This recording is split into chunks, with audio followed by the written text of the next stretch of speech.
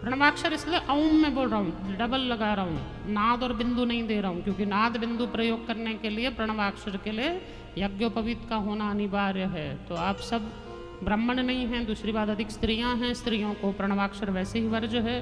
तो इसलिए कभी भी स्त्रियों को शंकर जी के सामने जाएं तो प्रणवाक्षर युक्त षडाक्षर मंत्र नहीं बोलना चाहिए, नमः शिवाय बोलेंगे। इसके पहले जो आप प्रणव लगा रहे हैं, प्रणव नहीं लगाएंगे, नमः शिवाय। वैसे तो स्त्रियों के लिए विधान दिया, उनको नमः शिवाय भी नहीं बोलना चाहिए। शिव महापुराण में स्पष्ट लिखा है स्त्रियों को शिवाय नमः बोलना चाहिए, शिवाय नमः, नमः शिवाय नहीं, शिवाय नमः। स्त्रियों को शिवाय नमः, स्त्रियों को और चतुर्थ वर्ण को शिवाय नमः बोलना है, ऐसा शिव महापुराण में स्पष्ट कहा गया। इसलिए शिवाय नमः नाम का मंत्र है, श्री शिवाय नमस्तुभ्यम नाम का कोई मंत्र नहीं है, ये ध्यान रखिएगा। शिवाय नमः नाम का मंत्र है। श्री शिवाय नमस्तुभ्यम केवल एक स्तुति रूप में शिव महापुराण में एक ही जगह पर आया है, इसको मंत्र का दर्जा नहीं दिया गया। श्री शिवाय नमस्तुभ्यम को केवल प्रणाम के रूप में, शंकर जी को हम प्रणाम निवेदित कर रहे हैं, इस रूप में कहा गया। वो भी पहले ही खंड में आया है, श्री शिवाय नमस्तुभ्यम एक जगह पर बस। तो इसलिए श्री शिवाय नमस्तुभ्यम नाम से कोई मंत्र नहीं होता। और अनेक तत्ववेताओं ने, अनेक शास्त्रवेताओं ने, जब से ये मंत्र प्रकाशित हुआ, कुछ सालों में, 2-5 सालों में इस मंत्र की ज़्यादा ही होड़ चली, तो अनेक तत्ववेताओं ने इस पर चिंतन कर कर प्रकाश डाला है। अन्यथा आप विचार करिए, अगर ये शास्त्रोक्त मंत्र होता तो पहले के ऋषि मुनि सब सो रहे थे, इतने बड़े बड़े ऋषि, इतने बड़े बड़े सन्यासी, इतने बड़े बड़े विद्वान हुए हैं इस संसार में, भारत भूमि में, क्या ये सब ऋषियों को ज्ञात नहीं था कि ये भी नाम का मंत्र हो? आप लोगों में से कई लोग होंगे 70-80 साल की उम्र हो रही होगी, पहले आप लोगों ने कब ये मंत्र सुना था? बताइए हमें, सुना था किसी ने? बोला ना।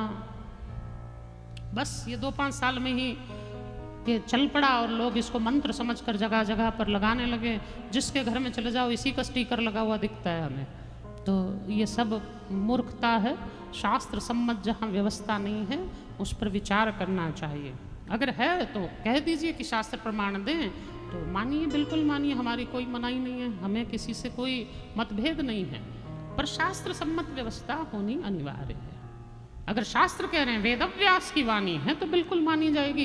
व्यासदेव जी को भला कौन खंडित करेगा? लेकिन जहां आप बैठते हैं, जैसे मैं यहां बैठा हूं, इसको क्या कहते हैं बोलिए मुझे? इसको व्यासपीठ कहते हैं। इसको कोई भी महाराज जी आकर बैठ जाएं, चाहे मैं बैठूं, चाहे दूसरे आ जाएं, चाहे तीसरे, 5वें, जितने महाराज यहाँ आकर कथा सुनाएंगे सबको व्यास ही कहा जाएगा और इस पीठ को व्यासपीठ ही कहा जाएगा। क्यों? यहाँ से बैठकर जो व्यास जी ने लिखा है वो वाणी बोलना, ये व्यास का कर्तव्य है। इसलिए ग्रंथ में जो लिखा है उस पर प्रकाश डालना, ये ग्रंथ के लिए, व्यासपीठ के लिए मर्यादा दी। अगर आप संपत्ति की वृद्धि चाहते हैं ना, संपूर्ण संपत्ति की वृद्धि चाहते हैं, तो रिम बीज लगाकर, ओंकार का, प्रणवाक्षर का प्रणव लगाकर आप कर्दमेन प्रजाभूत मयि संभव कर्दमा श्रियं वासमयि कुले मातरम पद्ममालिनीम, इसका आप पाठ करेंगे। पाठ क्या? 108 आहुतियाँ आपको देनी हैं। और धन धान्य की प्राप्ति के लिए आपको इसके अगले मंत्र का कार्य करना है। पुत्र संतान की प्राप्ति के लिए आप आद्राम पुष्करणिम पुष्टिम पिंगलाम पिंगलमालिनीम चंद्राम हिरण्यमयीम लक्ष्मीम जात वेदोम आवह, इसका आश्रय ग्रहण करेंगे।